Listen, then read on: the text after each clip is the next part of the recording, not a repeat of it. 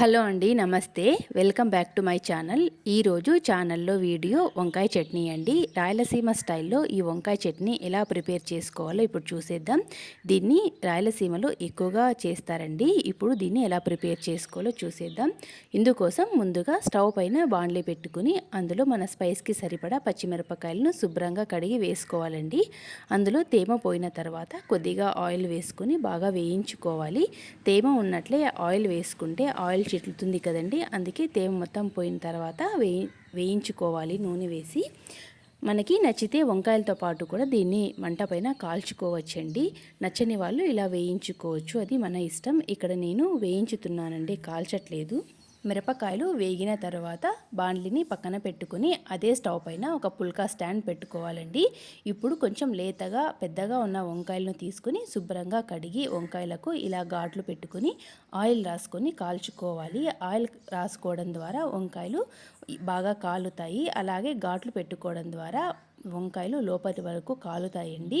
మనం ఘాట్లు పెట్టుకోకపోతే పైన మెత్తబడుతుంది కానీ లోపల కాలదు. ఇలా స్టాండ్లో ఎన్ని వంకాయలు కంఫర్టబుల్గా పడతాయో అన్ని వంకాయలను పెట్టుకుని మంటని మీడియం ఫ్లేమ్లో పెట్టుకుని నీట్గా కాల్చుకోవాలండి వంకాయలని.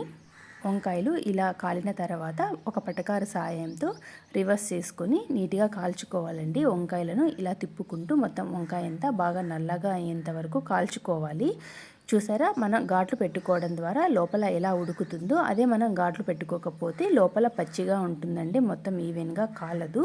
వంకాయని బాగా నల్లగా అయ్యేంత వరకు కాల్చుకోవాలండి, అప్పుడు లోపల వంకాయ మొత్తం కాలుతుంది. ఇలా బాగా నల్లగా కాలిన తర్వాత స్టవ్ ఆఫ్ చేసుకొని అదే స్టాండ్ పైన వంకాయలను చల్లారనివ్వాలండి. అప్పుడు ఇంకా బాగా మెత్తబడతాయి వంకాయలు. ఇలా పూర్తిగా చల్లారిన తర్వాత వంకాయలను ఒక ప్లేట్లోకి తీసుకొని కింద ఒక వేస్ట్ పేపర్ తీసుకొని దాని పైన ఉన్న పొట్టు మొత్తం నీట్గా ఒలుచుకోవాలండి. చాలామంది వంకాయలు ఇలా ఒలిచిన తర్వాత వాటర్తో కడుగుతారు. అలా కడిగితే అది టేస్ట్ పోతుందండి. ఇది నీట్గా మనం పైన తొక్కును జాగ్రత్తగా తీసుకుంటే పైన వంకాయకి ఏమి నల్లగా అతుక్కోకుండా నీట్గా వచ్చేస్తుందండి. ఇలా వంకాయలను కాల్చి మా రాయలసీమలో ఎక్కువగా చేస్తారండి. ఇది రాగి ముద్ద, అన్నము, చపాతీల్లోకి బాగుంటుందండి. ఎక్కువగా పులగంలోకి చేస్తారు ఈ బజ్జీని. మా అమ్మ వాళ్ళ ఊరు కర్ణాటక బార్డర్లో ఉంటుందండి. పావగడగ దగ్గరగా నాగలమడుగు అని ఒక సుబ్రహ్మణ్యేశ్వర స్వామి టెంపుల్ ఉంది. ఆ టెంపుల్లో మార్గశిరము, పుష్యము, మాఘం ఈ 3 నెలలు వచ్చే షష్ఠికి స్వామివారికి బాగా పూజ చేస్తారండి. 2వ షష్ఠికి స్వామివారికి రథం కూడా ఇగ్గుతారు. ఆ రోజు ఎక్కువగా ఈ పులగము, వంకాయ బజ్జీ అలాగే సద్దిపిండితో సలిపిండి చేస్తారండి. ఆ రోజు అర్లీ మార్నింగే 2-3 ఓ క్లాక్కే మా ఊరు నుంచి ఎద్దుల బండులు కట్టుకుని మేము పరసకి వెళ్ళే వాళ్ళము. అక్కడ స్వామివారి టెంపుల్ పెన్నా నది ఒడ్డున ఉంటుంది. ఆ ఏట్లో ఎద్దుల బండుల్ని వదులుకొని అక్కడ ఇసుక తవ్వితే అందులో వాటర్ వచ్చేవండి. ఆ వాటర్ తీసుకొని వంట చేసుకుని స్వామివారి దర్శనానికి పోయించిన తర్వాత రథం ఇగ్గాక అక్కడ ఉన్న బ్రాహ్మణులు భోంచేస్తారండి. ఆ భోజనం అయిపోయిన తర్వాతే ఈ వండుకున్నది ఈ పులగము, వంకాయ బజ్జీ తిని ఈవినింగ్కి ఇంటికి వచ్చేవాళ్ళమండి. ఈ నాగలమడుగు సుబ్రహ్మణ్యేశ్వర స్వామి ఇప్పుడు మా ఇంటి దేవుడు కూడా అండి. ఇలా నీట్గా ఒలుచుకున్న వంకాయలను లోపల చూసుకోవాలండి, ఒకవేళ పురుగులు ఏమైనా ఉన్నాయేమో అని.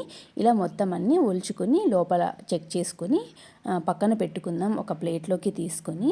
ఇప్పుడు ఒక మిక్సీ జార్ తీసుకొని అందులోకి మనం ముందుగా వేయించుకున్న మిరపకాయలను వేసుకోవాలి. ముందుగా నానబెట్టుకున్న చింతపండును కూడా వేసుకుని ఇప్పుడు మన టేస్ట్కి సరిపడా సాల్ట్ కూడా యాడ్ చేసుకోవాలండి. సాల్ట్ యాడ్ చేసుకున్న తర్వాత కొద్దిగా ఒలుచుకున్న తెల్లవాయలను కూడా వేసుకుని దీన్ని మెత్తగా మిక్సీకి వేసుకుందామండి. నచ్చితే రోట్లో కూడా నూరుకోవచ్చు.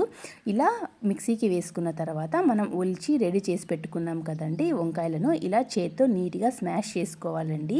ఇలా చేత్తో కలుపుకుంటేనే ఈ వంకాయ బజ్జీ చాలా టేస్టీగా ఉంటుందండి. మనం రోట్లోనూ నూరకూడదు, అలాగని మిక్సీకి కూడా వేసుకోకూడదండి. ఈ బజ్జీని ఇలా చేత్తోనే ఇలా స్మాష్ చేసుకుంటేనే చాలా టేస్ట్ ఉంటుంది.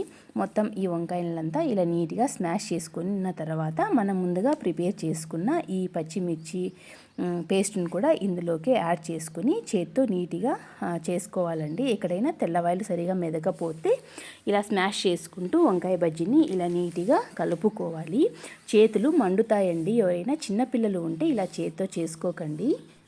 అలా పచ్చిమిర్చి పేస్ట్ని మొత్తం నీట్గా కలుపుకున్న తర్వాత చిన్నగా తరుక్కున్న పచ్చి ఉల్లిపాయలను కూడా ఇందులోకి యాడ్ చేసి బాగా కలుపుకుంటే బాగుంటుందండి. ఇంకా కొత్తిమీర యాడ్ చేసుకుంటే ఇంకా బాగుంటుంది. నేను నైట్ చేశానండి ఈ వంకాయ బజ్జీ. నేను నైట్ మబ్బులో వెళ్ళి కొత్తిమీర కోసుకురాలేక నేను స్కిప్ చేశాను. మీ దగ్గర ఉంటే కొత్తిమీరని యాడ్ చేసుకోండి, ఇంకా టేస్టీగా ఉంటుంది. ఇలా ప్రిపేర్ చేసుకున్న దాన్ని ఒక బౌల్లోకి పెట్టుకుని ఒక గంట తర్వాత తింటే చాలా టేస్టీగా ఉంటుందండి. ఇప్పుడు టేస్ట్ చూద్దామండి. ఇలా వేడి వేడి అన్నం పెట్టుకుని ఇందులోకి కొద్దిగా నెయ్యి వేసుకుని చట్నీ వేసుకొని కలుపుకొని తింటే చాలా టేస్టీగా ఉంటుందండి. నిజంగా అంటే మా రాయలసీమలో చేసే కొన్ని స్పెషల్స్ అమృతంలా ఉంటాయండి నిజంగా చెప్పాలంటే. ఈ వంకాయ బజ్జీని ఒక 2-3 రకాల్లో చేస్తారండి. అవి కూడా ఎప్పుడైనా చూపిస్తాను మీకు ఎలా ప్రిపేర్ చేసుకోవాలో అని. అంతే అండి, చాలా ఈజీగా కొద్దిగా టైంలో చాలా టేస్టీగా చేసుకుని మా రాయలసీమ స్టైల్ వంకాయ బజ్జీ మీకు నచ్చిందా అండి? నచ్చితే మీరు కూడా ఒకసారి ట్రై చేయండి. అలాగే మన ఛానల్ని సబ్స్క్రైబ్ చేసుకోండి. వీడియోని పూర్తిగా చూసి లైక్ చేసి షేర్ చేయండి. థ్యాంక్ యూ అండి.